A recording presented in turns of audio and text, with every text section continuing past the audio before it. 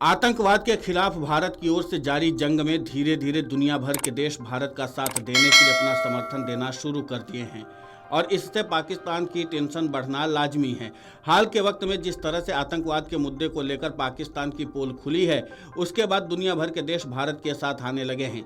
आपको बता दें कि ब्रिटेन की सरकार का कहना है कि वे भारत और पाकिस्तान के बीच संघर्ष विराम को बनाए रखने के लिए दोनों पक्षों के साथ मिलकर काम कर रहे हैं। ब्रिटिश सरकार ने यह भी कहा कि वे आतंकी खतरे से निपटने के लिए मदद करने को तैयार हैं। ब्रिटेन की संसद में मंगलवार को भारत पाकिस्तान के मुद्दे पर चर्चा हुई। इस दौरान ब्रिटेन के विदेश मंत्री डेविड लेमी ने कहा कि वो दोनों देशों के विदेश मंत्रियों के संपर्क में हैं और उन्हें समझा रहे हैं कि वे अहम मुद्दों जैसे सिंधु जल समझौता आदि पर विवाद को कूटनीतिक तरीके से निपटाएं। डेविड लेमी ने कहा कि भारत पाकिस्तान द्वारा संघर्ष विराम के फैसले का वे स्वागत करते हैं। ब्रिटेन के दोनों देशों के साथ मजबूत संबंध है और हम संघर्ष विराम को बनाए रखने के लिए दोनों देशों के साथ मिलकर काम कर रहे हैं। लेमी ने कहा कि मैं साफ कर दूं कि जो आतंकवाद हमने देखा, जिसमें 26 निर्दोष लोगों की निर्मम हत्या कर दी गई, वो बेहद भयावह था। हम इसकी कड़ी निंदा करते हैं। हम अपने करीबी सहयोगियों के साथ मिलकर काम करना जारी रखेंगे ताकि आतंकवाद की चुनौती से निपटा जा सके। हम दोनों पक्षों की मदद के लिए तैयार हैं। इसी से क्षेत्र में शांति आ सकती है। उल्लेखनीय कि बीते 22 अप्रैल को जम्मू कश्मीर के पहलगाम में आतंकियों ने 26 निर्दोष पर्यटकों की हत्या कर दी थी। इसके बाद भारत और पाकिस्तान के बीच तनाव गहरा गया।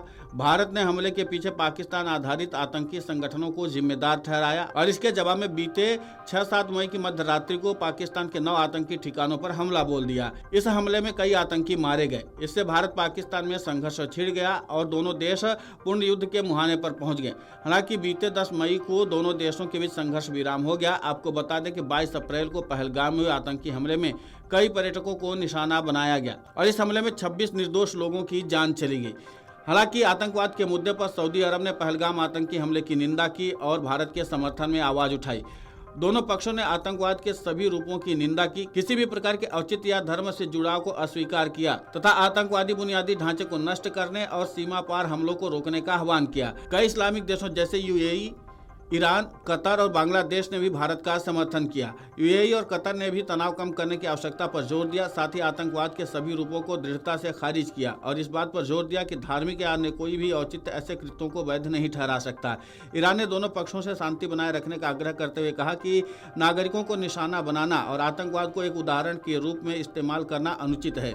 बांग्लादेश ने आतंकवाद पर अपनी शून्य सहिष्णुता नीति दोहराते हुए भारत के आत्मरक्षा के अधिकार का समर्थन किया। इतना ही नहीं, भारत द्वारा चलाए गए ऑपरेशन सिंदूर बदला लेना नहीं था, बल्कि अपने देश के लोगों की रक्षा करना और उन्हें सुरक्षित रखना था। देश ने ऐसी स्थिति में संयम और दृढ़ता के साथ काम किया। वैश्विक नेता भी जानते हैं कि भारत ने पहले हमला नहीं किया और केवल आतंकवाद का जवाब दिया है और ऐसा इस तरह से किया गया कि व्यापक संघर्ष से बचा जा सके। अब कुल मिलाकर के आतंकवाद के मुद्दे पर जहां पाकिस्तान दुनिया भर में बेनकाब हो चुका है और इसी के साथ दुनिया भर के देश भारत को अपना समर्थन देने में जरा भी परहेज नहीं कर रहे हैं और इसी के नाते से पाकिस्तान बैकफुट पर नजर आ रहा है, क्योंकि दुनिया भर के देश भारत की कार्रवाई को सही ठहरा रहे हैं और पाकिस्तान की तरफ से जो दावे किए जा रहे हैं उन पर कोई ध्यान ही नहीं दे रहा है और इसलिए पाकिस्तान अब बौखलाया हुआ है। लेकिन अब ब्रिटेन की सरकार की ओर से भी सीधे सीधे भारत की ओर समर्थन की बात कही गई है और ये इसलिए कही गई है ताकि आतंकवाद के खतरे को कम किया जा सके और दुनिया भर के देश इस समय आतंकवाद के खतरे से चिंतित भी हैं। इसलिए दुनिया भर के देश भी चाहते हैं कि आतंकवाद का खात्मा जल्द से जल्द हो और इसलिए आतंकवाद के खिलाफ भारत की ओर से जारी जंग में सभी देश अपना समर्थन दे रहे हैं, फिर वो चाहे इस्लामिक देश ही क्यों न हो। उन्होंने भी भारत की कार्रवाई को सही ही ठहराया। अपने देश के नागरिकों की रक्षा करने के लिए अगर भारत को इस तरीके से कदम उठाना पड़े तो फिर उठाना ही चाहिए। अब ऐसे में जाहिर सी बात है कि पाकिस्तान अलग थलग पड़ ही गया है। Video desk amarujala.com।